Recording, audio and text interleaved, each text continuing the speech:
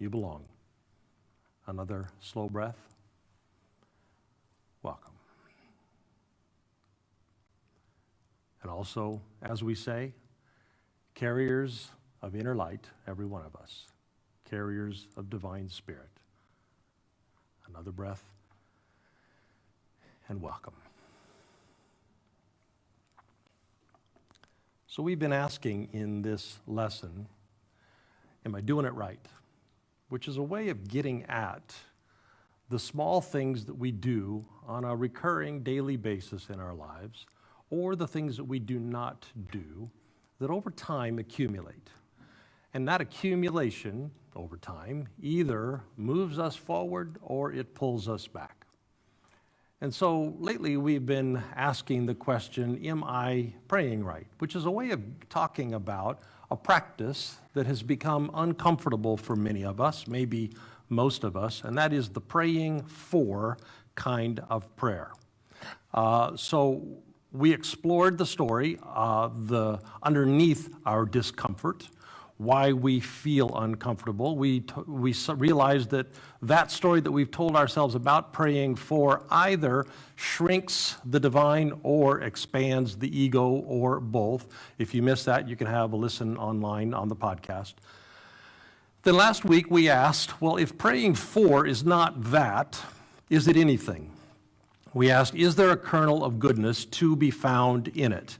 If we had another meaning-making narrative, we suggested, and everything is connected meaning-making narrative, then what might praying for mean? How would it go if we imagined reality in a different framework? We also saw that oneness is a little bit vague.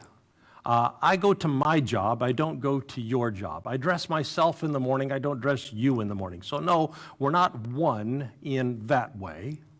But in another way, Paul's metaphor of the whole body has broad implications for how we live in this reality that we live in. Because yes, I am foot, for example. But foot disconnected from leg pretty soon stops being foot. So in some important way, everything is connected, is more than just hippie speak. It alerts us to an essential part of this human experience that we live in. But historical transition, we've talked a lot about that. We have seen that all of our shared patterns, all of our familiar language, especially our religious norms, were built on an everything is disconnected underlying worldview. And so for the last couple generations, they've been slowly falling apart. As we increasingly embrace an everything is connected view of reality, the practices built on the old view of reality are becoming cumbersome, unhelpful. The problem we saw is that new norms and new language and new patterns based on everything is connected, those don't yet exist. So we are uncomfortable with the old. We can't pray the way we used to pray, but we don't have new ways yet. So Beth posted this in the app this week. If you can't see the print over the heading, if we talk the way we pray, it's a husband says to wife, Emily wife, could you just pick up some milk? Emily wife. And while you're at the store, Emily wife, just go ahead, Emily wife, and just go to the milk section, Emily. Just grab some milk, Emily. Just place it right in your cart, wife. Emily wife, just thank you, Emily wife. Now, if you grew up in church, you chuckle because you know exactly what that means. In a lot of ways, we've grown uncomfortable with this concept of praying for. But for all the silliness, but more to the point, all of the toxic undertones, for all of the empty ritual, here's what we used to have. We used to have a norm. I grew up praying away. It wasn't that way, but it wasn't completely not that way either. And I learned that way from others who also prayed that way. And they knew how to do it, and I knew how to do it, and it was familiar, and it was comfortable. We had a language, we had practice, and it helped us. It helped us to carry one another's burdens in times of trouble. It helped point one another toward the interior light in the times when we were hurting and our focus was anywhere but on the interior light. Now again, the old conventions have stopped working, no new ones yet. So what's happened is that many people just don't. We don't carry one another's burdens in a spiritual way. We don't help each other seek the divine when our focus is consumed by pain or by fear. We tried dancing with words. I told Heather to use the word send good vibes in the announcements today because we dance with this language of sending good vibes or sending good thoughts because we don't yet have a robust shared norm or practice. So what we're trying to do is get our heads around the idea that praying for in an everything is connected world will take shape. It will have a form eventually, and eventually we will know what it looks like. We just don't know yet. So we're doing some of the tilling of the soil, the thought soil, to help us be able to create those norms. So that's where we've been in this lesson, and here are the questions that we're going to be talking about after. Be thinking as we go. We're exploring if there's a connection, as many of us were taught in church that there is, a connection between prayer and power.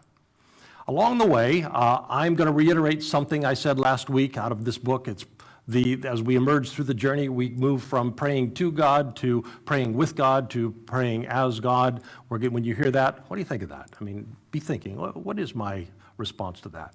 I'll also speak about power in a way you are not going to like. I'm not even going to tell you the word that I'm going to use yet because I am pretty sure you're not going to like it when you hear it. So when you hear that word, when we're talking about power and prayer, what do you think? You buying it? What do we lose if we think that way? What do we gain if we think that way? All right, so those are the questions. Be thinking about them as we go. There was a great conversation on the app this week about this lesson on prayer. By the way, you've got to manage notifications on the app. Lots of us are using it, and that's a good thing. But that thing will ding your brain out during the week. So you've got to figure out how to mute threads. You've got to figure out how to just turn off notifications. Here's what I do. We're not in the business of promoting distraction, and that will promote distraction. We're in the business of promoting calm and centeredness. So you got to learn how to manage the notifications on the app. So you can either turn off individual threads, you can turn off all the notifications. What I do is I just went into the app and set it on silent. So that way I get the little notification that tells me something's there, but when I have time, I can go look at it. It's not dinging in my head. So figure out a way to figure out the app. Then when you do go in and you've got time, up at the bell on the top, you just click the bell. It'll tell you all the stuff you've missed. So manage the app, no distraction. But that said, on the What Are You Thinking discussion group this week, it was really interesting. I had a lot of fun. So drawing from this concept that everything is connected, that we are more one than we are two, and we are because we are carriers of the interior light, one way of imagine praying for, I said during the lesson, was calling up what is already inside one another, calling it forth. So we have troubles with our kids, we have troubles with our jobs, and maybe a diagnosis comes. Our focus is decidedly not on seeking the interior light. Now, that doesn't mean that the interior light's not there. It just means we're not looking for it. So what praying for could be is pointing one another back, encouraging one another to seek and find what is already there. I said that last week. And then I said last week, maybe one of the ritualized ways we could do that is to use this extending our hand thing that we do when we dismiss. Hand on our heart, extend our other hand to the city. And so I mentioned that in passing, and Angie got on and said, yeah, no. I grew up in that whole laying hands on thing, and yeah, that just feels cringy. And then Carol chimed in and said, oh, a fellow refugee. I used to have nightmares from that when I was a kid. And Carrie said, oh yeah, leery. Any pray for practice that gets too emotional, especially manufactured. It was a great discussion. It made me happy to watch it because those are the kinds of thoughts that we have to think together when we are in historical moments like the one that we live in. That's how we figure out new norms. And so Angie went on and said, maybe we can imagine prayer like this. Ah, my friend, I see you down in a hole of despair feeling lonely. Hold on a second. Let me get my ladder. I'm going to come down there and I'll hold your hand while you're in it, which is a great start. We don't have words to pray yet, but we're beginning to hone in on a story. Next thing you know, we will have pray for norms.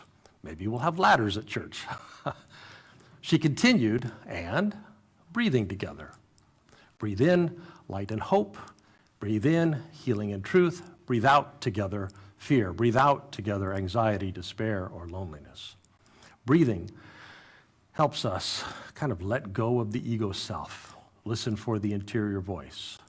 Do the breathing thing, and I know from experience, you probably too, we do become sensitized to the interior nudges, the interior promptings. Next thing you know, we are sharing those nudges, and some compassion thing comes out, some wisdom or healing or caring thing. I mentioned last week this book, Integral Christianity by Paul Smith. And I also mentioned that in the book is a concept that's a little bit hard to get our heads around. As we increasingly awaken to the interior divine, prayer tends to migrate. It's a great section in the book. I'd encourage you to get it. We migrate from, early in the journey, praying to God, an external reality outside of ourselves. We move to the place of co-creating with God, or praying alongside God. And then the one that's hardest to wrap our heads around is we start to realize that as carriers of the interior light, there are real-world implications for that narrative, and that is we start to pray as God. What he means by that is often what is needed in any given situation, lots of times it is inside us. So we do the praying for drawing from that interior light. The joy and peace and patience and kindness that this moment needs, those things are in us. The wisdom and the healing and the calming and the encouraging, those things are in us. And we are, every one of us, carriers of the interior light. So we walk into a praying situation, sometimes the carriers of the divine that is needed in the moment. So then a little further down the chat and the app, Robin said, and I want to underscore this part, she said, here's an important point, energy follows focus. Energy follows focus. What we focus on, we bring energy to. So if our prayer practice helps us focus on, or if a whole bunch of us together focus on, then we together bring energy to this thing or this person or this situation.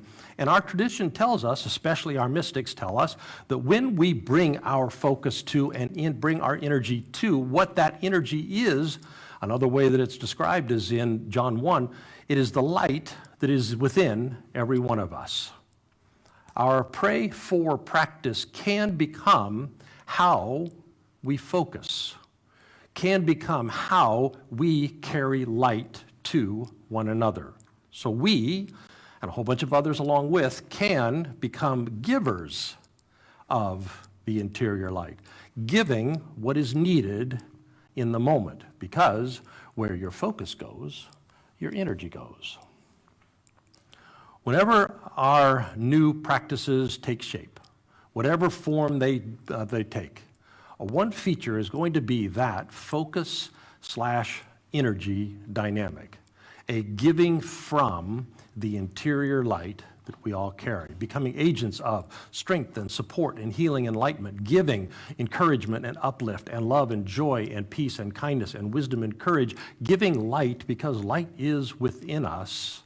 Praying for becomes the vehicle for focus, the vehicle for drawing up the interior light that is within us and giving it away. Praying to God, praying with God, praying as the divine light.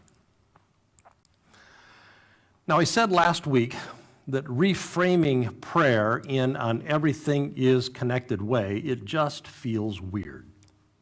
Because for generations and generations, we've been doing it one way, and because we've been doing that way for so long, that feels solid.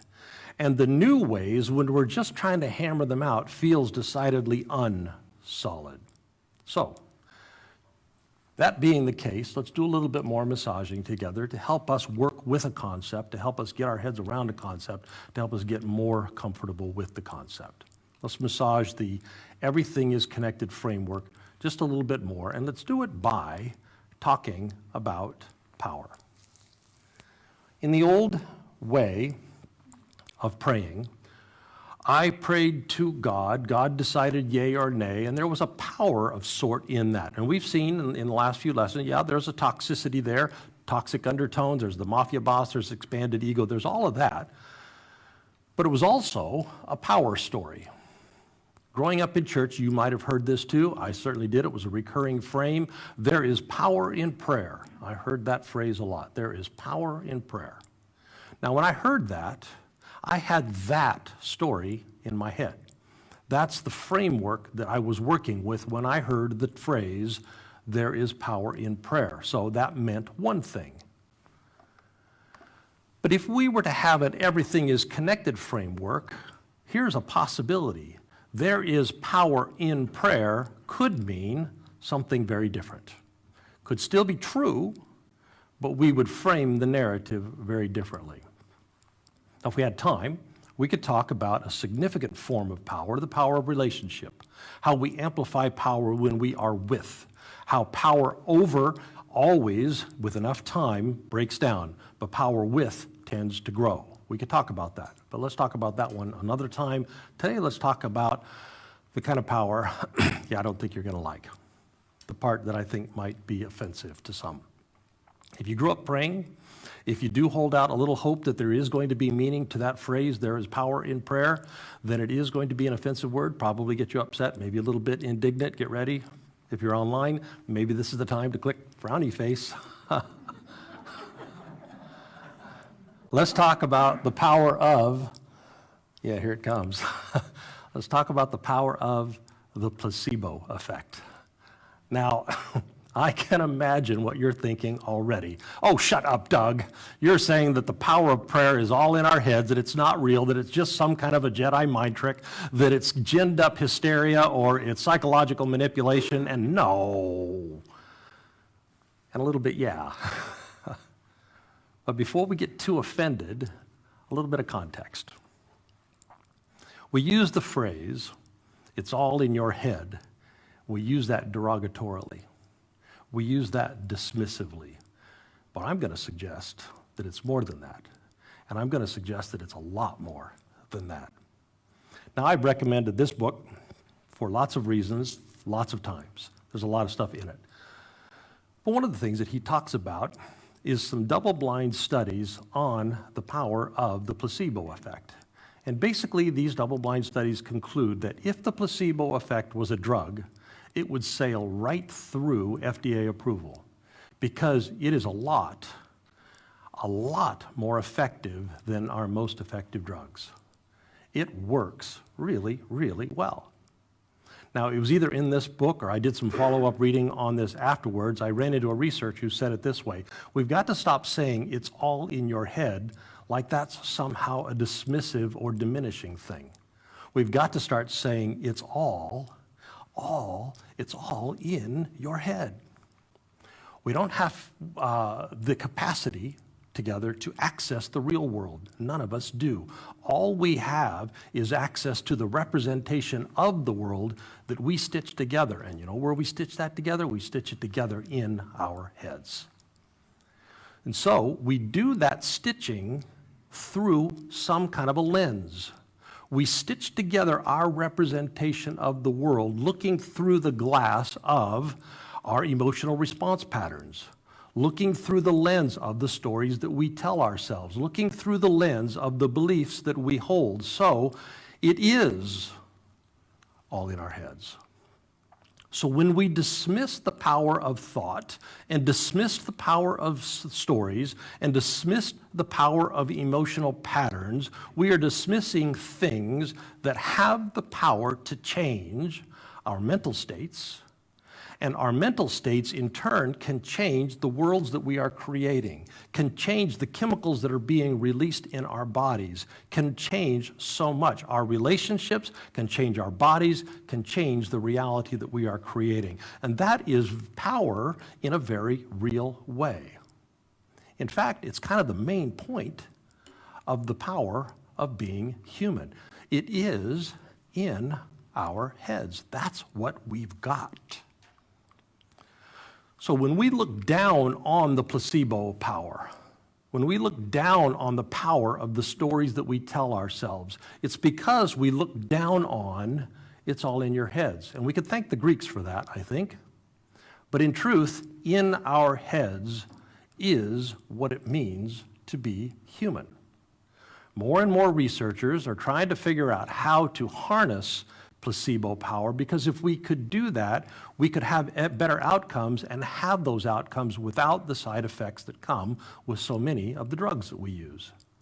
But even those researchers are facing resistance because the established order, even in medicine, still holds that in our heads is somehow less real, is somehow less powerful. So we put Lipitor in our mouths, or we put Prozac into our mouths, and our cholesterol goes down and our mood goes up. And so we say to ourselves, see, it worked, see, it's real. That's the power to change things. But the thing is, you could do the same thing with internal thought rearranging, like the placebo or like the self-awareness practice. Because it turns out changing and rearranging the thought patterns in our heads also works. Sometimes it doesn't, sometimes Prozac doesn't. But it works a lot of times, and a lot of times it works better, which would make it even more real, except for the Greeks.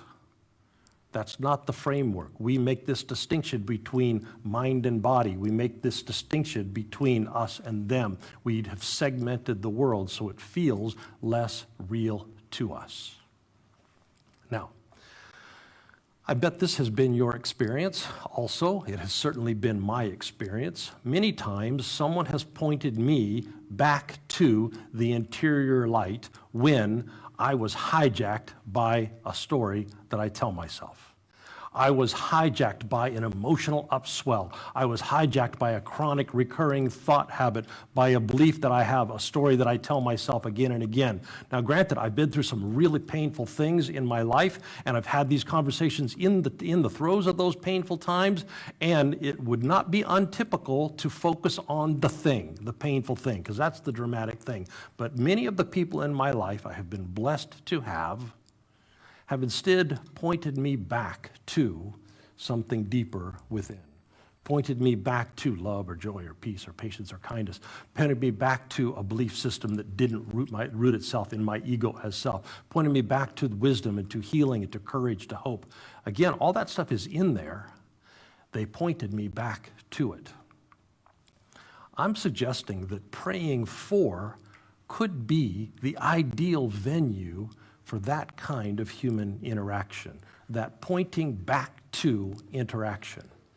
Now, for us to do that for one another, to be able to help one another readjust our thought patterns, readjust our emotional response patterns, readjust the interior stories we tell ourselves, praying for could be an ideal venue for calling one another back to the bigger stories, to helping one another awaken to the truer truths, and calling forth from. We could think of praying for as calling forth prayer, changing interior world prayer. And that is real power.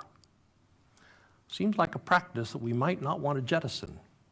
We might want to figure it out because placebo, because reshaping our interior worlds, because better outcomes than Prozac, because we know Prozac is powerful. So better outcomes, that might not be something we would want to jettison. To give up on praying for might be giving up on a lot. Now again, we don't have the new forms yet.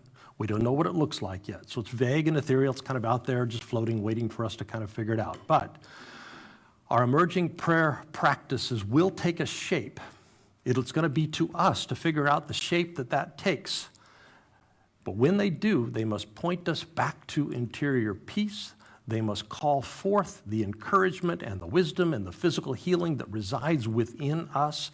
And if they do that, if they can reshape our interior worlds in times of trouble and point us back toward the light and away from fear and anxiety and bitterness and ugliness, those placebo studies would seem to indicate that pray for could work better than SSRIs. So we may not want to throw away the practice, because the framing story beneath it is no longer working for us is not a reason to jettison what the benefits that could accrue to us if we learn how to pray for in an everything is connected world. And the figuring out, that's the work of our generation. The new norms, the new ways for an everything connected world. So I hope you'll talk about that this week on the app. What might that look like? So in Dwelling Divine, may we reclaim all the goodness and all the benefit that our spiritual legacy has left us. Amen. Well, if you would, please prepare your offerings, and in a moment we're going to dismiss the live stream folks.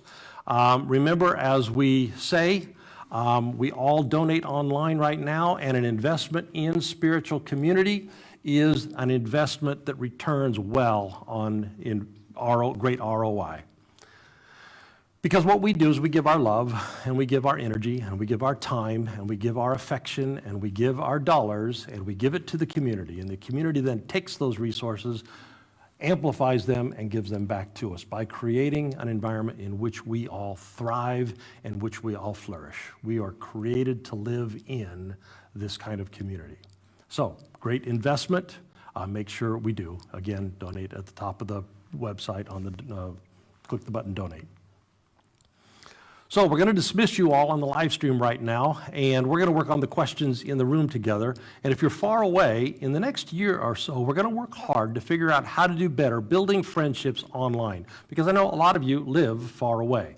So if you think you would be good at, with a little bit of help, moderating online discussions, or if you're already good at the mechanics of making a Zoom work, maybe putting people into breakout groups or moderating the raised hands or moderating comments, some such thing, please go to our website, /clipboard, commonthreadchurch.org/clipboard, click the Spiritual Community Online link, then let us know what you would be doing.